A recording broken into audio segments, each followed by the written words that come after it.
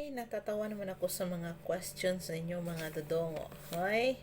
So, ito na naman yung mga questions nila. Mabilis ba o mabagal ang mas gusto ng isang babae? So, Dodong, bakit mga ganito po yung mga questions ninyo, Dodong? Hindi nyo pa ba na-confirma dyan sa jowa ninyo?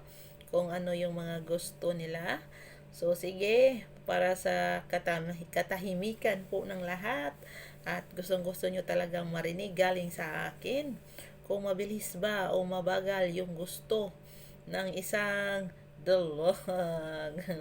No, mga dudong, ang mga babae ay iba-iba po yung gusto nila.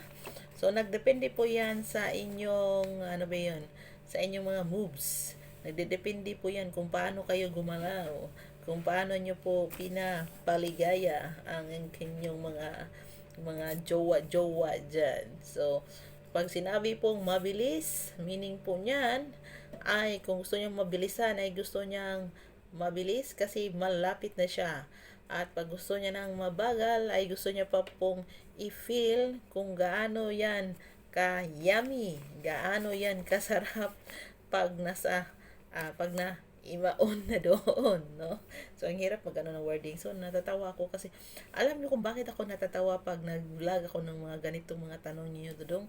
Kasi parang naalala ko lahat ba, tapos ang tagal ko nang hindi naka nito, nakatry nito, tapos maalala ko, so parang, so sana all na lang. Mga ganyan.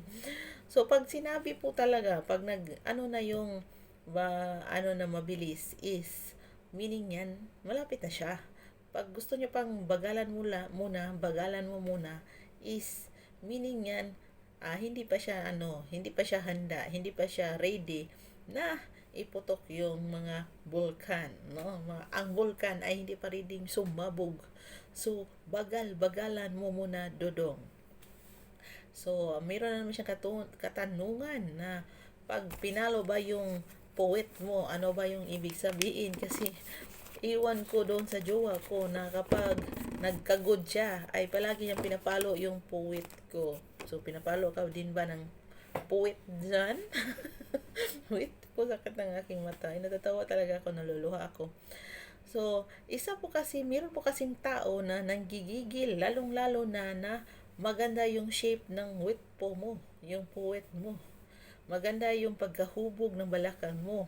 Maganda yung, ano ba yun, maumbok-umbok yung puwet mo. So, ang sarap ba, ang sarap bang paluin doon pag maganyan yung kahubog yung puwet mo, ganyan ka yung balakang mo. So, mayroong mga tao na ganyan. Hindi mo talaga sila maano na, bakit ba itong jowa ko na pag nagkakagod-kagod, palaging pinapalo, pinapalo na ganun, pinapalo. Para ba akong kabayo na pinapalo?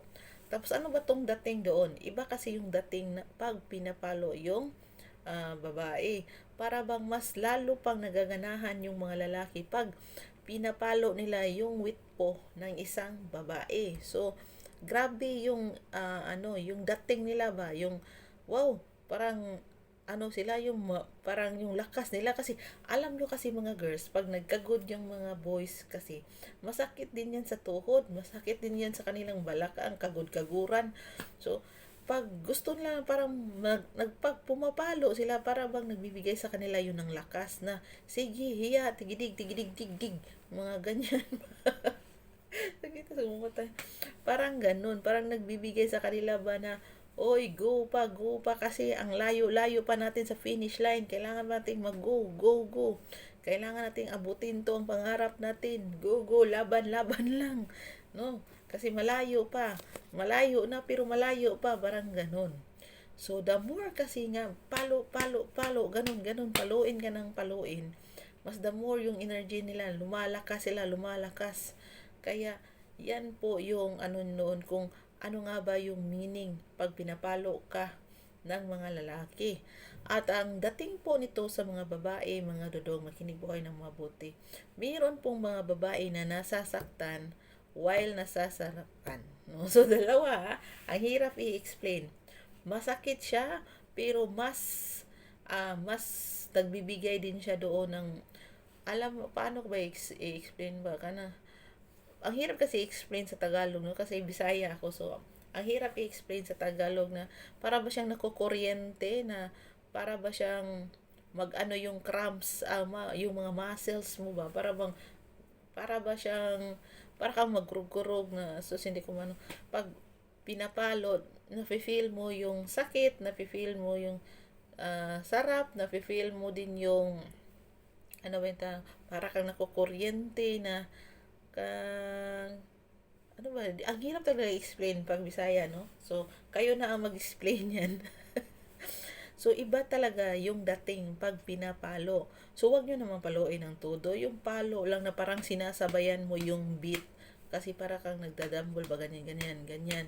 No? Parang dambol lang. Kasi, pag pinapalo po kasi yung puwet namin na, lalong-lalo na yung palo ninyo is may ano pa sa may balakang pa, may kasama pang hago dun sa balakang na pau, ganun. So, para bang iba yung dating niya.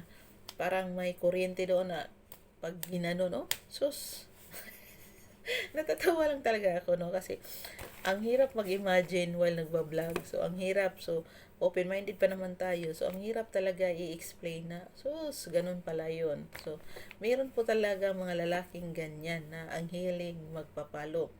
So, sa mga babae din naman, no? Mayroon din mga babae na mahilig magpalo. Uy, akala nyo hindi?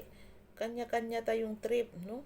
Kami na mga babae, mahilig kami mag-ano. Kung hindi kami mag-ano sa dito sa ano ninyo, kung hindi kami mahilig mag ganon sa wit po ninyo, yung ano nyo yung wit po nyo, mahilig din mga gat ang mga babae. Mga gat dito sa shoulders, ganito, or yung sa tainga ninyo, kagagatin. Lalong-lalo na pag malapit na sa dulo na walang hanggan, no? So, kanya-kanya tayong trip. So, hindi po ano na pag pinapalo ka, sinasaktan ka, meron kasing sakit na masarap. So, yan po yung meaning na minsan yung palo na yun, nagbibigay din po siya ng something na, ano ba yun, something energy, something na pampangana, no? So, pag pinapalo ka, parang nagaganahan ka, no? So, kung ikaw yung namamalo naman, parang nagaganahan ka din na paluin siya. So, iba-iba po kasi yung takbo ng isip ng tao. So, nasa inyo na yan. Pag-usapan ninyo kung nasasayahan ka ba sa technique na yan or hindi ka nasisiyahan. Pwede mo yan siyang i-share doon sa inyong karelasyon. Kasi kung nasasaktan ka na, sabihin mo, huwag mo na akong paluin sa susunod kasi masakit kang magpalo. Pero kung gusto mo talaga kung paluin ka ng maliit, yung parang slowly lang na palo kasi masakit ka magpalo. So, yan lang ha.